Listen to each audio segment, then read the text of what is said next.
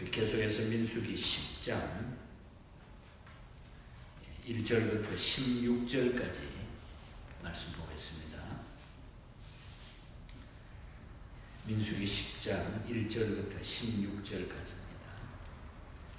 여호와께서 모세에게 말씀하여 이르시되 은나팔 둘을 만들 때 두들겨 만들어서 그것으로 해중을 소집하며 진영을 출발하게 할 것이라. 나팔 2개를 불 때에는 온 해중이 해망문 앞에 모여서 4개로 나올 것이요 하나만 불 때에는 이스라엘의 천부장된 지휘관들이 모여서 4개로 나올 것이며 너희가 그것을 크게 불 때에는 동쪽 진영들이 행진할 것이며 두 번째로 크게 불 때는 남쪽 진영들이 행진할 것이라.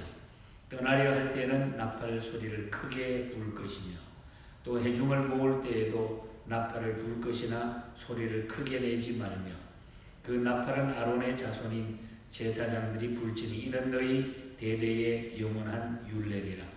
또 너희 땅에서 너희가 자기를 압박하는 대적을 치려 나갈 때에는 나팔을 크게 불지니 그리하면 너희 하나님 여호와가 너희를 기억하고 너희를 너희의 대적에게서 구원하시리라. 또 너희의 희락의 날과 너희가 정한 절기와 초하루에는 번제물을 드리고 화목제물을 드리며 나팔을 불라. 그로 말미암아 너희의 하나님이 너희를 기억하시리라. 나는 너희의 하나님 여호와시니라. 둘째 해 둘째 달 스물날에 구름이 증거의 성막에 떠오르매 이스라엘 자손이 시내 광야에서 출발하여 자기 길을 가더니 바란 광야에 구름이 머무리라. 이와 같이 그들이 여호와께서 모세에게 명령하신 것을 따라 행진하기를 시작하였는데 선두로 유다 자손의 진영의 군기에 속한 자들이 그들의 진영들로 행진하였으니 유다 군대는 아미나답의 아들 나손이 이끌었고 이사갈 자손 지파의 군대는 수알의 아들 느다넬이 이끌었고 스불론 자손 지파의 군대는 헬론의 아들 엘리압이 이끌었더라. 아멘. 오늘도 우리 하나님 말씀으로 승리하는 귀한 날 되기를 축복합니다. 9장에서는 그 유월절을 지키는 문제와 또 불기둥과 구름기둥으로 이스라엘 백성들을 광야에서 인도하신 하나님의 놀라운 사건들을 말씀을 해주고 있습니다. 10장에 와서는 드디어 가나안을 향한 이스라엘의 행군이 시작이 되는 것을 보게 됩니다.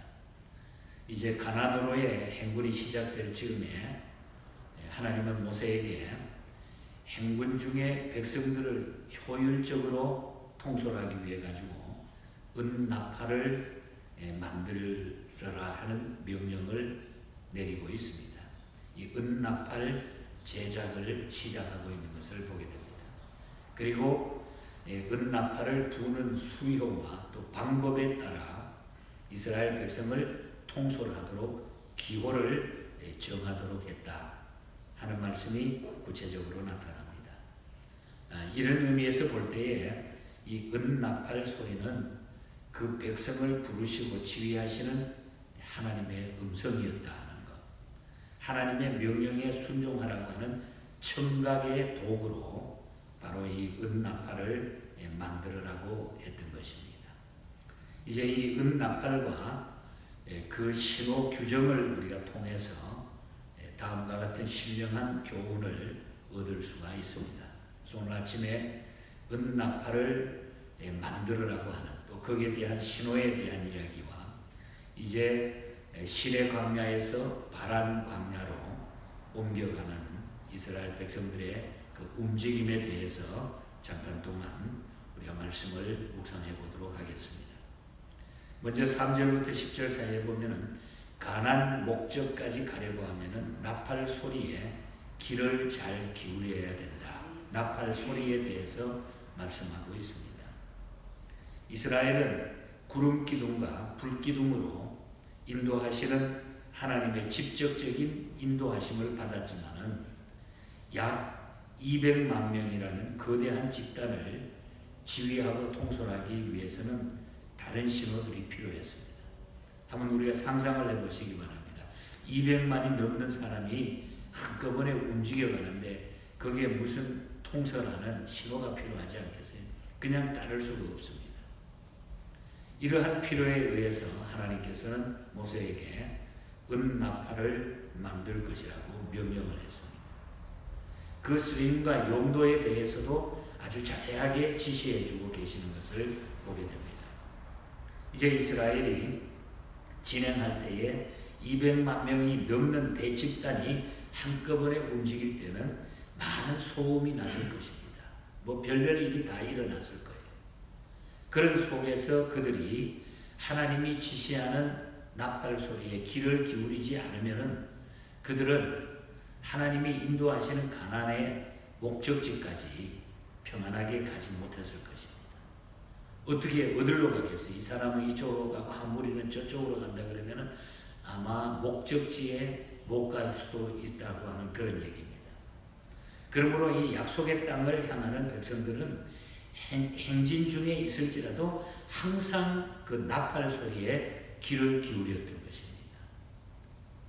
오늘 우리는 현실을 살아가고 있습니다만은 이와 같이 오늘날 광야 같은 이 세상에서 천국을 향해서 전진해 나가는 오늘 우리들도 생명의 길, 복된 길로 나가기 위해서는 세상의 그 소음 속에서라도 무엇보다도 하나님의 말씀을 듣기를 힘써야 된다. 나팔 소리와 같은 하나님의 사인, 다시 말하면 우리의 영적인 귀가 열려 있지 않으면은 우리가 하나님의 그 소리를 듣지 못하면, 하나님의 말씀에 하나님의 음성을 듣지 못하면은 우리가 하나님이 인도하는 곳으로 갈 수가 없다는 거죠. 그래서 영적인 귀가 열려야 된다. 그래서 우리는 늘 하나님 앞에 귀를 쫑긋 세우고 이 시대에 그 하나님의 신호를, 하나님이 우리에게 약속해 주신 그 말씀의 신호를 우리가 붙잡고 듣고 나가야 된다. 이것을 우리에게 중요하게 교훈하고 있는 메시지입니다. 그리고 나팔 소리의 뜻을 분명히 알아들을 줄 알아야 된다는 거예요. 나팔을 한 번 부르는데, 그 다음에 두 번 부르는데, 짧게 부르는데, 길게 부르는데 이게 무엇인지 어떻게 합니까? 그래서 나팔 소리의 뜻을 분명히 알아야 된다는 거죠.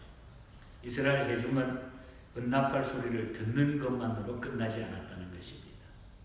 그 나팔 소리에는 각각 신호 규정이 있었는데 그 소리를 분별할 수 있어야 된다는 거죠.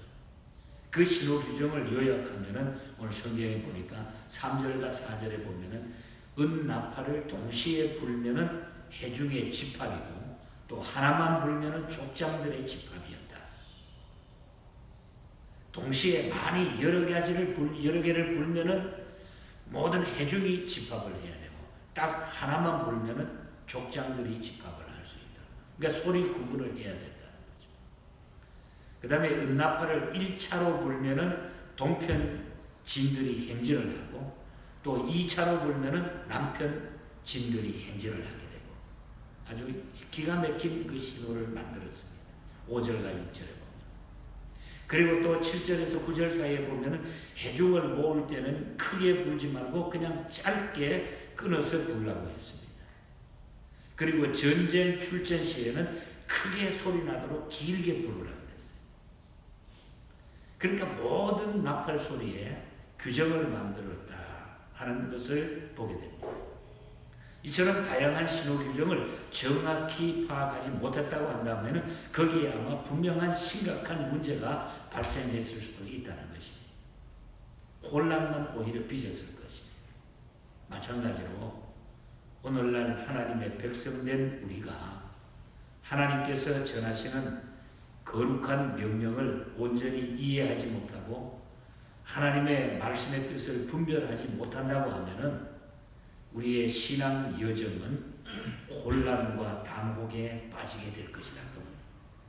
우리가 하나님이 주시는 사인, 하나님의 주시는 말씀, 하나님의 주시는 메시지를 우리가 올바로 깨닫지 못한다고 하면 우리는 혼란 속에 살아가는, 그러니까 아무렇게나 막 사는 거예요.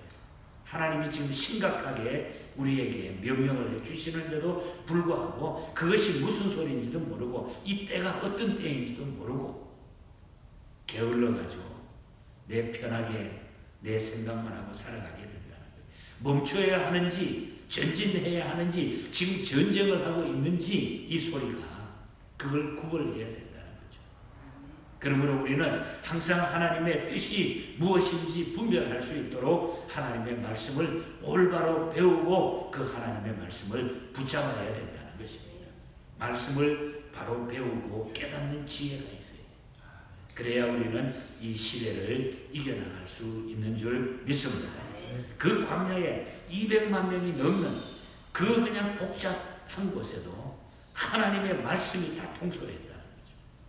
말씀 한마디면 모든 것들이 쫙 됐다. 오늘 이 시대도 마찬가지.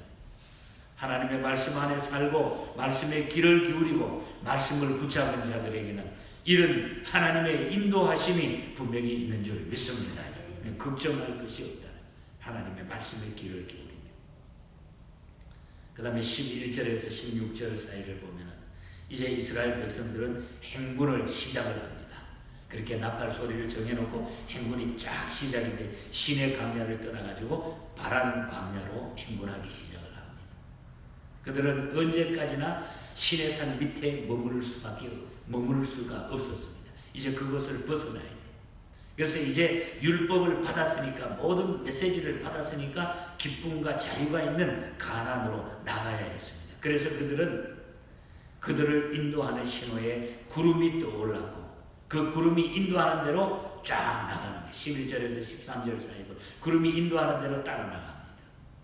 하나님의 말씀과 성령의 인도함을 받는 자들은 길을 잃을까 염려할 필요가 없고 미래의 불안을 느낄 필요가 없다는 거예요. 하나님이 불기둥과 구름기둥으로 그냥 인도하시는 대로 따라가면 된다는 거예요. 그 시대에도 하나님의 말씀을 붙들고 살고 그 말씀을 받는 자들에게는 걱정할 필요가 없다. 이끄는 대로 따라 나서면 된다는 거죠. 그리고 3일간 행진한 후에 그들은 바란 광야에 가서 다시 정지했습니다. 멈췄습니다. 13절에 보면 이 땅의 삶은 여러분 아무리 좋은 곳으로 이동한다고 해도 광야에서 광야로 옮기는 것에 불과한 것임을 우리가 알아야 돼요. 바란에서 시내산에서 광야에서 바란 광야로 옮기는 것. 이 땅에는 그저 여기에서 저기로 옮기는 광야에서 광야로. 이 세상은 광야입니다. 광야에 옮기는 것에 불과하다. 이 세상에 너무 애착을 두지 말라는 것입니다. 영원한 하나님의 나라에 소망을 두고 살아가야 된다는 거예요. 우리의 목적지는 영원한 영적인 가난 천국이라는 거죠. 그래서 계속 가는 거예요. 구름이 인도하는 대로 가는 거예요. 그래서 17절 이하에 보면은 게르손 자손과 무라리 자손은 성막을 메고 출발을 합니다. 뜯어가지고 또 메고 출발하고 21절 이하에 보면 고핫 자손은 성물을 그 성전 안에 성막 안에 들어가 성물을 메고 또 행진해 나갑니다. 25절 이하에 단 자손은 군기를 들고 또 자기네들에게 맡겨진 일을 붙들고서 또 움직입니다. 그러니까 이 모든 백성들이 정해준 그대로 모든 것 정해준 대로 구름이 움직이면 구름이 움직이는 대로 멈추면 멈추는 대로 나팔 소리를 들으면서 불면 움직이며 나아가고 있는 이 모습이 쭉 나타나고 있습니다. 오늘 말씀을 우리가 한마디로 묶어서 결론을 삼는다고 하면 31절을 보면 마지막 하반절에 보면 우리의 눈이 되리라 하는 말씀. 우리의 눈이 되리라. 하나님이 안내자가 된다는 거예요. 결국 우리는 하나님의 말씀에 순종하면 되는 거예요. 하나님이 우리의 안내자가 되기 때문에 오늘 우리는 하나님 앞에 하나님이 이끄는 대로 인도하는 대로 순종하면서 살아가면 된다는 거죠.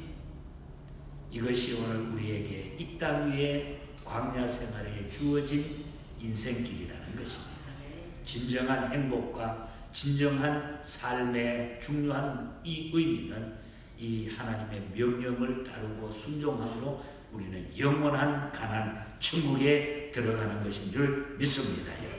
이 믿음을 가지고 이 광야에서 광야로 옮겨가는 우리 인생길이 여기에 애착을 너무 많이 우리가 둬가지고 실패하지 않도록 영원한 하나님을 바라보며 소망 중에 살아가는 오늘 하루가 되시고 또 우리의 모든 생이 되시기를 주님 이름으로 간절히 축복합니다. 하나님 아버지 감사합니다. 주님의 은혜로 여기까지 왔사오니 이 광야 같은 이 삶을 저희들이 그저 하나님의 명령 따라 말씀 붙들고 순종하며 살다가 영원한 가난에 도착할 수 있는 저희들이 되게 하여 주시옵소서. 오늘 하루도 이 믿음으로 승리케 해주시고 우리 성도들의 모든 삶 가운데 역사하여 주시옵소서. 두려움과 아픔과 또 약함을 하나님 다 물러가게 해주시고 담대한 믿음으로 이 시대를 이기게 하여 주시옵소서. 예배의 회복이 이루어지게 하여 주시옵소서. 성령 충만함이 우리에게 새로워지게 하여 주시옵소서. 거룩하신 예수님 이름으로 기도하옵나이다. 아멘. 하늘에 계신